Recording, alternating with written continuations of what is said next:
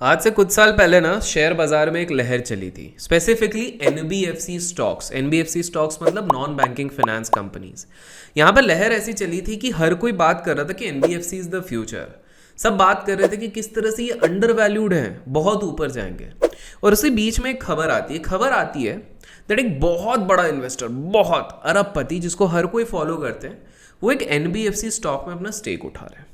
इसके चक्कर में लहर और बढ़ जाती है। सबको लगता है कि यार इतना बड़ा निवेशक अगर इन्वेस्ट कर रहा है, वो भी इतनी बढ़िया कंपनी में, तो इस कंपनी के तो मतलब मल्टी बैगर तो होना ही है। बिकॉज इस इन्वेस्टर ने अर्ली 2000s में एक ऐसे स्टॉक पे डाला था 3-6 रुपए पे, जो कि आज 1200 रुपए के भी ऊपर चले गया था। तो सबको लगा कि चलिए ठीक है, हम इसको पकड़ लेते हैं।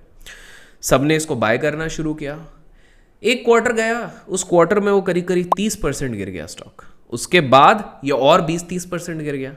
It was too late. जब कुछ क्वार्टर के बाद पता लगा लोगों को, बिकॉज क्वार्टर लिस्टिंग आती है, तब पता लगा कि यार वो बड़े निवेशक का तो स्टेक मात्र 0.5% था और बाकी स्टेक तो वो काट के कब के निकल गए।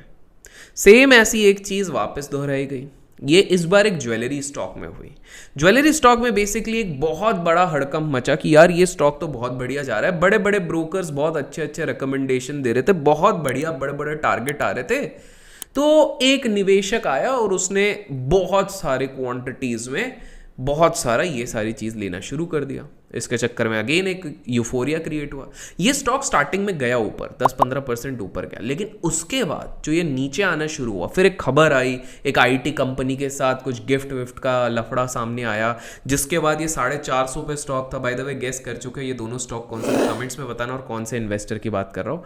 और इन स्टॉक्स के बारे में हमने अलर्ट अपने चैनल पे पहले भी किया तो ये अचानक से फिर गिरने लग गए। और ये कहाँ 3 डिजिट के ऊपर था, वो 2nd डिजिट पे आ गया। और आपको पता है सबसे हैरानी की बात क्या है, इन दोनों केसेस में सबसे बड़ा और भारी नुकसान हुआ किसी का नहीं, एक रिटेल निवेशक का।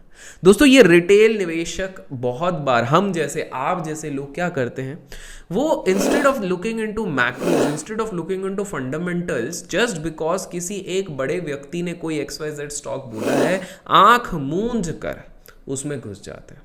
और ये केवल एक नया न्यू कमर ही नहीं करता, ये काफ़ी सारे एक्सपीरियंस्ड लोग भी करते हैं। आप में से भी काफ़ी सारे लोग ये गलती कर चुके होंगे। अपने एक्सपीरियंस को कमेंट्स में ज़रूर बताइएगा। क्या होता है कि हम सबको लगता है कि जस्ट बिकॉज XYZ एंटिटी ने इतने करोड़ों रुपए कमाए हैं शेयर बाजार से, तो उनके सारे पिक्स एकदम सही होंगे, तो जहां पर वो गुजरे वहां पर चले जाओ।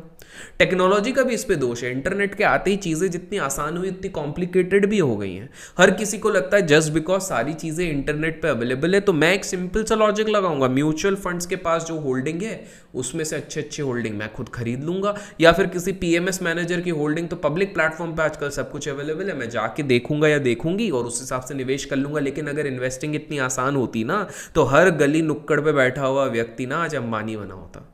आपको समझना पड़ेगा, इन्वेस्टिंग विदाउट लॉजिक आपके डिजास्टर का सबसे सिंपल सोल्यूशन है। दोस्तों आपको फिर समझना क्या है, मैं बताना क्या चाहता हूं, मैं बताना ये चाहता हूं कि चाहे इन्वेस्टिंग हो चाहे ट्रेडिंग हो, किसी को भी कॉपी करके अगर आप करोगे तो आप डूब जाओगे। अब आप बोलोगे यार अभिषेक भैया, आपका जो टेलीग्राम चैनल है जिस पे आप व्यूज देते हो, उससे तो हम पैसा बना रहे हैं, हम उसको फॉलो भी करते हैं। आपको ये चीज़ समझनी है, जब मैं बात करता हूँ कि हम इससे पैसा कमा रहे हैं या ऑल दोज थिंग्स, आपको ये समझना है जब वो चीज़ें चलती है ना, तो बहुत लोग मज़े करते हैं कि यार बहुत मज़ा आ रहा है, बहुत मज़ा आ रहा है। लेकिन आपको ये चीज़ समझनी है, जिस दिन ये चीज़ें चलना बंद हो गई उस दिन आप फंस जाओगे। तो आपको क्या क्या समझना है, आपको क्या क्या देखना है। सबसे पहले एक समझना है कि आप इन्वेस्टर को कॉपी नहीं करोगे, उनसे इंस्पिरेशन लोगे। दूसरी चीज आपको ये चीज समझनी है कि जब आप कॉपी करते हो तो सामने वाले का रिस्क एपेटाइट, कैपिटल, एक्सपीरियंस और कनेक्ट्स और नेटवर्क सब कुछ अलग होता है। तो दूसरी चीज ये। तीसरी चीज, अगर मान लो आपको किसी को, आप बोलते हो कि यार मोनीश पाबराय सर ने तो करा है, अगर उन्होंने कॉपी भी किया है ना, उससे पहले वो एक्सटेंसिव रिसर्च करते हैं।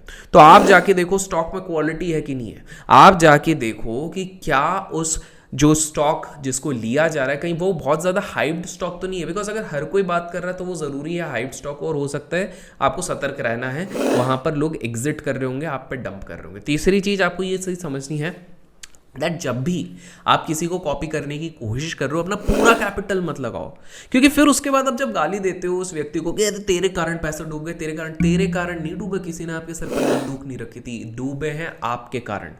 और ये चीज़ ना ट्रेडिंग पे भी लागू होती है। दोस्तों ट्विटर पे आप जा रहे हो, यूट्यूब पे आप जा रहे हो, आप किसी के एनालिसिस देख रहे हो और ब्लाइंडली अगर आप पूरा पैसा लगा रहे हो जस्ट बिकॉज 4 बार पैसे बने, 5वें बार भी आपको लगता है नहीं बनेगा, जिस दिन 5वीं बार आपका पैसा डूबेगा ना, आप उसी व्यक्ति को जिसको भगवान बना रहे हो ना, उसी को विसर्जित कर दोगे।